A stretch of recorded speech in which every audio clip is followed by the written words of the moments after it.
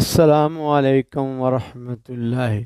ناظرین، ہماری گفتگو سورہ نحل آیت نمبر 90 کی آیت قرآنیہ کے معنی و مفہوم کو سمجھنے کے لیے جاری ہے، جس میں خالق و مالک نے اپنے بندوں کو 3 اوامر یعنی عدل و انصاف، دوسروں پر بلا امتیاز احسان اور قرابت داروں کی مالی معاملت کرنے کا حکم دیا ہے، جبکہ اسی آیت قرآنیہ کے دوسرے حصے میں 3 کاموں فحشا، بے حیائی، منکرات اور سرکشی سے منع کیا ہے۔ مفسر قرآن عبداللہ ابن عباس رضی اللہ عنہ فرماتے ہیں، یہ قرآن کریم کی جامع ترین آیت ہے۔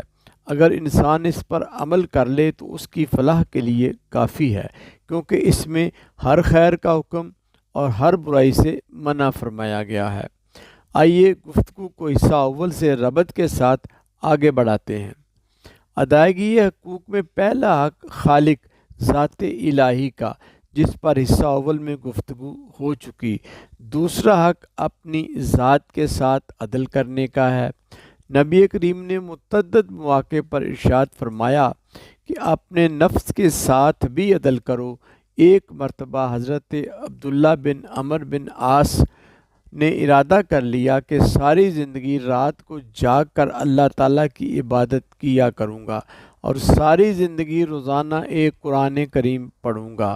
حضور صلی اللہ علیہ وسلم کو علم ہوا تو آپ نے اس سے منع فرمایا کہ یہ اپنے اوپر ظلم ہے، تمہارے بدن کا تجھ پر حق ہے کہ اسے خوراک اور آرام دو، اور تمہاری آنکھوں کا تجھ پر حق ہے کہ اسے نیند دو۔ حضرت سلمان فارسی رضی اللہ عنہ ایک مرتبہ حضرت ابو درداء رضی اللہ عنہ کے ہاں مہمان ٹھہرے تو دیکھا کہ ان کے میزبان رات کو حسب ضرورت آرام کرنے اور اپنے گھر والوں کو وقت دینے کی بجائے ساری رات نماز میں کھڑے ہو کر عبادت کرتے رہتے ہیں۔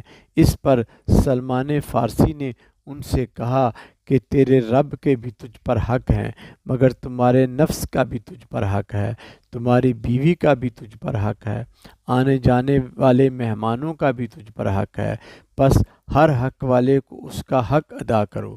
لہٰذا اپنے نفس، اپنے اہل و عیال کے حقوق کی ادائیگی میں بھی عدل کا حکم دیا گیا ہے، جسے قائم رکھنا عین دین اسلام ہے۔ حقوق کی ادائیگی میں تیسرا پہلو معاشرتی معاملات میں عدل کرنے کا ہے۔ معاشرتی معاملات میں گھر اور گھر سے باہر بھی عدل کا دامن تھامنے کا حکم ہے۔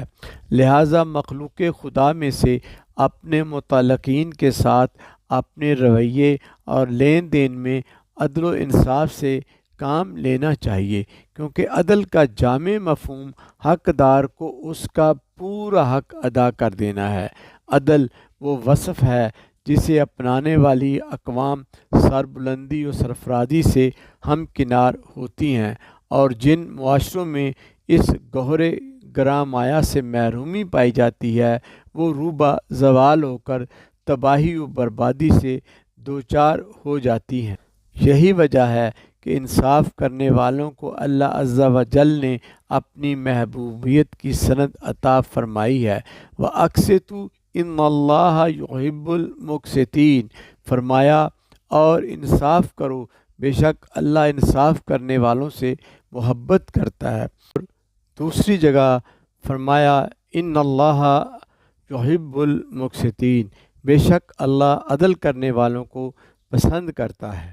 ناظرین، اللہ تعالیٰ نے قرآن حکیم میں جا بجا مختلف انداز اور صورتوں میں عدل و انصاف کا دامن ہاتھ سے نہ چھوڑنے کا حکم دیا ہے۔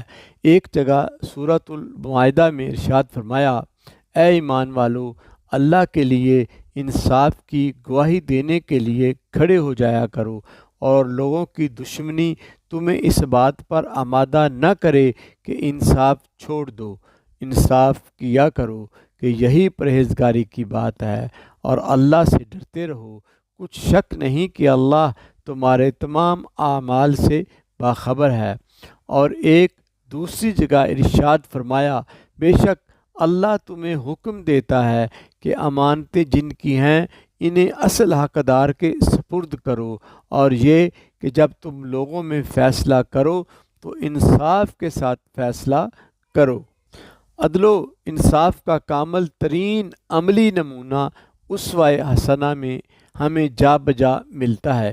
قرآن مجید میں ارشاد باری تعالی ہے، اور جب کسی کی نسبت کوئی بات کہو تو انصاف سے کہو، اگرچہ وہ تمہارا رشتہ دار ہی ہو، اور اللہ کے عہد کو پورا کرو۔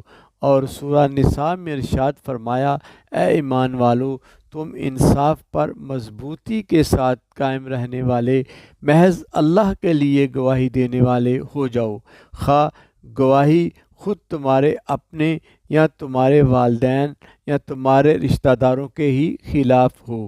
عدل و انصاف اختیار کرتے وقت اپنے اور پرائے میں امتیاز برتنا بھی اسلامی تعلیمات کے خلاف ہے۔ سیرت طیبہ میں عدل و انصاف کی سینکڑوں مثالوں میں سے ایک بے نظیر مثال اس وقت دیکھنے میں آئی جب قریش کے بااثر قبیلہ بنو مخزوم کی ایک عورت فاطمہ بنت اسود نے چوری کی، اور قریش کے لوگوں نے چاہا کہ یہ عورت معزز خاندان سے تعلق رکھتی ہے، اس لیے اسلامی قانون کے تحت اس کا ہاتھ نہ کاٹا جائے، چونکہ اس میں ہماری قوم کی ہمیشہ کے لیے بدنامی اور رسوائی ہوگی۔ لہٰذا انہوں نے سیدنا اسامہ رضی اللہ عنہ کو سفارشی بنایا، جو کہ رحمت عالم کے متبنہ سیدنا زید بن حارثہ کے فرزند ارجمند تھے، اور امام کائنات انہیں بہت عزیز رکھتے تھے۔ اہل قریش کا خیال تھا کہ نبی کریم اسامہ کی سفارش رد نہیں فرمائیں گے اور اس عورت کا جرم معاف فرما دیں گے، مگر ظلم و جبر کے اس معاشرے میں عدل و انصاف کا علم بلند کرنے کے لیے مابعوث ہونے والے اللہ کے رسول کو یہ ناانصافی کسی طور بھی گوارا نہ تھی۔ آپ نے لوگوں کو جمع کیا اور خطبہ ارشاد فرمایا، اے لوگو، تم سے پہلے لوگوں کو اسی بات نے ہلاک کیا کہ ان میں سے جب کوئی عزت والا کوئی جرم یعنی چوری کرتا تو اسے چھوڑ دیتے، اور جب کوئی کم حیثیت والا جرم کرتا تو اس پر حد قائم کرتے۔ اور پھر فرمایا، سن لو، اگر فاطمہ بنت اسد کی جگہ آج فاطمہ بنت محمد بھی اس جرم میں گرفتار ہوتی تو میں اس کا بھی ہاتھ کاٹ دینے کا حکم دیتا۔ معلوم ہوا نظام عدل میں سفارش اور اقربا پروری کی قطعاً گنجائش نہیں ہے، مگر صد افسوس کہ آج ہم نظام عدل و انصاف میں ظلم و ناانصافی کی سب حدیں پار کر دیتے ہیں۔ اپنے ذاتی مفاد، اقربا پروری، نسلی و قومی تعصبات اور بغض و عداوت کے زیر اثر ظلم و ناانصافی کا بازار گرم کیے ہوئے ہیں۔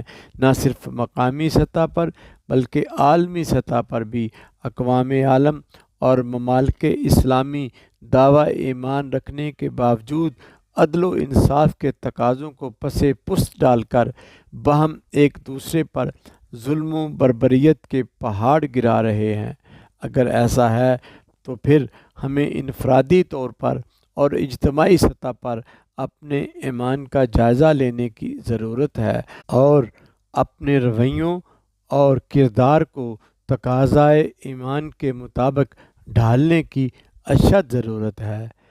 بالفاظ عطا الحق قاسمی عہد حاضر میں عدل کی ناگزیریت پر گفتگو کو اس شعر پر ختم کرتے ہیں کہ ظلم بچے جن رہا ہے کوچہ و بازار میں، عدل کو بھی صاحب اولاد ہونا چاہیے۔